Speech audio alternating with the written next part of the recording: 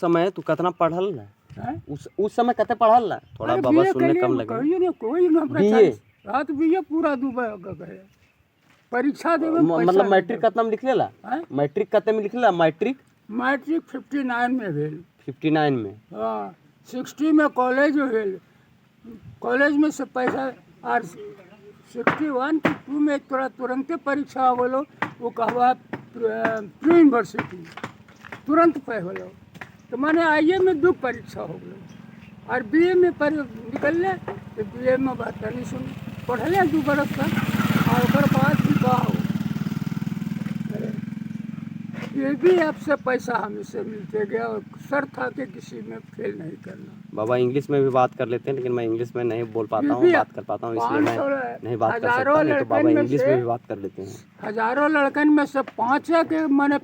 Full free ship role एक jail पर के सुपरिटेंडेंट के लड़की एक हम एक और हले से माने 5 गो मतलब 5 गो टॉपर हजारीबाग में हाँ फीस नहीं माने मतलब सोच लिए हजारीबाग में उस समय 5 लोग टॉपर थे इन लोगों को 5 लोगों का फीस नहीं लगता था सोचिए इसीलिए मैंने बोला ना कि 4 नौकरी कौन बंदा है ऐसा जो अपने समय में 4 नौकरी कर लेगा तो टॉपर थे डिस्ट्रिक्ट टॉपर तभी ना कर पाए क्योंकि 3 नौकरियों को रिजाइन कर चुके और चौथा नौकरी जो था ये टीचर का यही ये की है और 3 नौकरी में रिजाइन कर दिए इनको पसंद ही नहीं लगा तो टॉपर थे तभी ना इनके अंदर उतना क्षमता था और ये उतना मतलब क्या बोलें उतना इनके अंदर टैलेंट भरपूर था तभी तो ये 3 नौकरियां नहीं किए ये फॉरेस्ट विभाग में टीटी का और ये फौजी का उसके बाद ये टीचर का किए तो इन लोगों को 5 जो लोग बोले डिस्ट्रिक्ट में कि 5 लोग टॉपर थे तो उन लोगों में 5 व्यक्ति जो स्टूडेंट थे उन लोगों का फीस वगैरह नहीं लगता था उसमें बाबा भी सेकेंड स्थान पे शामिल थे और इनका भी फीस वगैरह नहीं लगा इसीलिए ये वहाँ तक पढ़ाई वगैरह किए थे नारायण बाबू हो झड़पो में मैनेजर में हो ओकरो पढ़े ले ली ट्यूशन के घर में आओ ले कहल के लोग पढ़ा दे तो देखिए टैलेंट जिनके अंदर है वो कुछ भी करते हैं देखिए अंत में इनका सोच उस समय से वही होता ना कि जो फर्स्ट से ही सोच को अपना मजबूत रखते हैं ना उनका कार्य हमेशा जो है ना सफल होते आता है और ये उस समय से अपना स्टूडेंट लाइफ से अपने आप को ये सफल रखें और इनका कार्य अभी तक सफल होते आ रहा है और ये पेंशन का जो टीचर का पेंशन का पैसा था उसको बचा कर रखें और बचा कर संभाल कर रखने बाद अभी इतना कार्य कर रहे हैं मंदिर का इसीलिए मुझे ताज्जुब लगा रहा है ऐसे वीडियो लोग नहीं बनाएंगे ऐसे वीडियो को रिकॉर्ड नहीं करेंगे इस तरह का वीडियो ना जो भद्र है नहीं बोले अभी एक सुनाए ना श्लोक तो उसी तरह का अभी का दुनिया है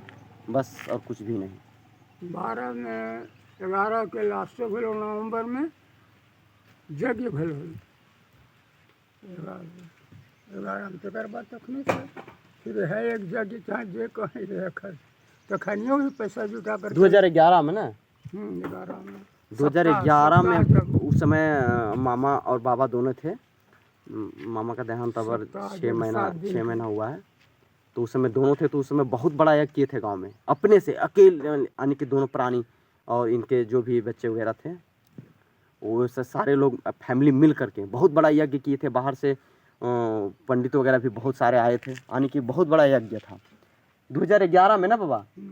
2011 में नवंबर है महीना लास्ट तो ऐसे 11 तीनों पढ़ ले 11 इससे भी 11 महीना भी और 11 का भी तो चलिए आपको और एक चीज़ दिखाता हूँ कि आखिर इनके अंदर इतना हौसला क्यों है यार ये दोनों प्राणी जो थे इतना बड़ा संघर्ष किए और ये जो कर रहे हैं क्यों कर रहे हैं इसके पीछे एक राज की बात आपको चलिए दिखाता हूँ वीडियो को रोकता हूँ चलिए दिखाता हूँ तो आप सभी ने देखे मेरे दोस्त कि किस तरह से पंडित जी ने अपना पेंशन का पैसा एकत्रित करके इस मंदिर को बना रहे हैं तो देखिए उस दिन मैं आपको दिखाया था कि बाउंड्री वगैरह हुआ है बहुत सारा मिट्टी भरा हुआ है 5 फीट तक मिट्टी अभी किनारे जो है भर चुके हैं अभी 4 फीट 5 फीट और भरना है भरा अभी चलेगा मिट्टी का ये आपको दिख रहा है जो पिलर आपको नीचे तरफ भी जा करके दिखाऊंगा पहले आपको दिखा दूँ कि पंडित जी ने किस तरह से अपना संघर्ष कर रहे हैं और किस तरह से सिंपल स्वभाव में रहते हैं और आपको यहाँ के बता दें गांव से जो है हमारे गांव बस्ती पहले यहाँ पे हुआ करता था इस बंसी में लेकिन बहुत दिन पहले लोग यहाँ से चले गए गांव में बस गए फिर खंभा बांडी जो हम लोग को पड़ता है वहाँ पे बस गए और यहाँ से 2 किलोमीटर की दूरी पे है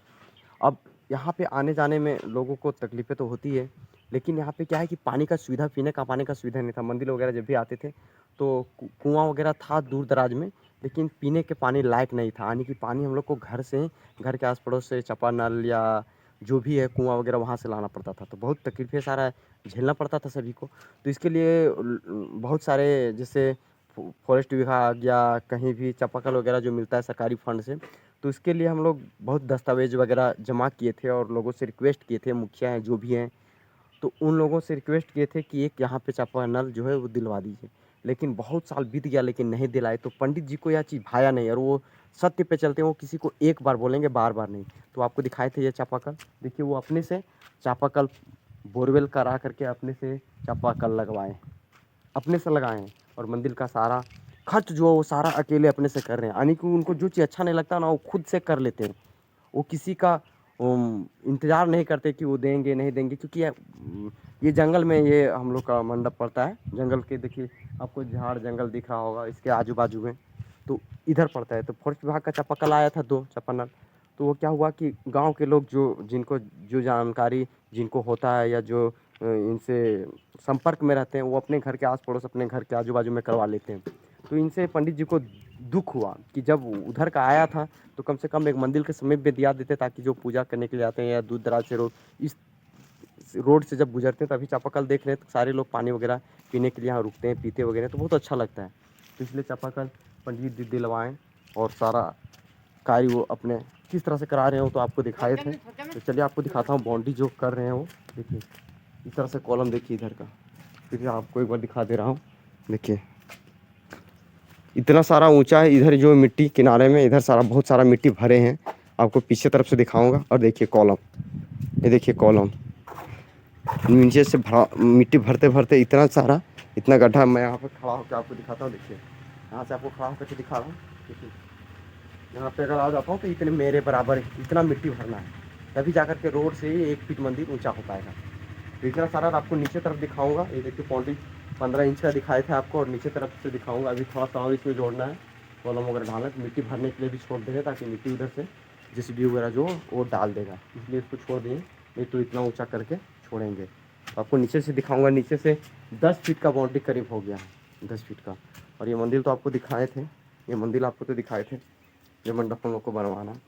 तो इस तरह से कोई व्यक्ति संघर्ष करते हैं ना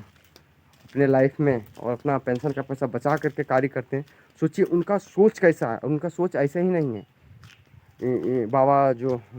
पंडित जी हैं उनका नाम भी है भोलानाथ शर्मा, और उनकी जो धर्मपत्नी थी उनका नाम था सत्यभामा। नाम भी देखिए दोनों प्राणी का किस तरह से है, सत्यभामा उनका नाम था। और ये सब दोनों सत्य के राह पे चले थे। पंडित जी की धर्मपत्नी जो वो 6 महीने पहले गुजर गए, और पंडित जी ने अपना सारा पैसा जो एकत्रित किए थे अपने लाइफ में वो सारा मंदिर में अब खर्च कर दे रहे हैं, क्योंकि उनका सोच है कि अपने लाइफ में कुछ करके गुजरना है। तो कुछ ऐसा करें जो यानी कि माता के शरण में कुछ अपना जो भी, क्योंकि जो धन एकत्रित करते हैं ना वो इन्हीं का देन होता है। जो इंसान अपने जीवन में लाइफ में कमाते हैं एकत्रित करते हैं, वो तो आपको सुनाए थे श्लोक के जरिए, बहुत सारे श्लोक सुनाते हैं, लेकिन मुझे समय नहीं मिला क्योंकि मैं काम पे था। इसलिए फिर उनसे मिलूँगा, फिर बहुत सारे बातें करूँगा। तो यहीं पे वीडियो को तब तक के लिए समाप्त करता हूँ। जय माता दी, जय हिंद, जय भारत।